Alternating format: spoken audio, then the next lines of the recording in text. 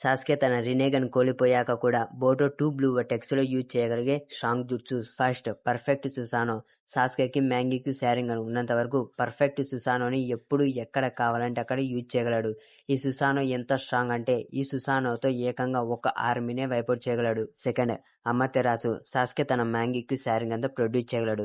ఈ ఫ్లేమ్స్ ఒక్కసారి అంటుకుంటే అంత ఈజీగా నార్మల్ ఫ్లేమ్స్ లో ఆరిపోవు. థర్డ్ కాగుట్సూచి. ఇది ఒక టెక్నిక్. దీన్ని యూజ్ చేసి మనోడు తన అమతెరాసు ఫ్లేమ్ ని తనకి నచ్చిన షేప్ లోకి చేంజ్ చేయగలడు. ఇది పవర్ఫుల్ గా ఉండడానికి కారణం అమతెరాసు సీల్డ్, స్పైక్స్, ఆరో అలాగే స్క్వాడ్ గా చేంజ్ కాగలదు. అమతెరాసుని చిడోరితో కలిపితే అది డెడ్లీ జుట్సుగా మారుతుంది. Fourth Kirin. ఇది డ్రాగన్ ఫామ్ లో ఉన్న లైట్నింగ్. ఇది న్యాచురల్ గా స్టోర్మ్ క్లౌడ్స్ నుంచి క్రియేట్ చేసిన లైటింగ్ అటాక్. ఈ అటాక్ చాలా స్ట్రాంగ్ అలాగే ఫాస్ట్ గా ఉంటుంది. దీన్ని డాట్ చేయడం ఆల్మోస్ట్ ఇంపాసిబుల్. ఫిఫ్త్ చిడోరి. దీన్ని డెవలప్ చేసింది కకాసి అటాకే, కానీ సాస్కే దీన్ని పర్ఫెక్ట్ చేశాడు.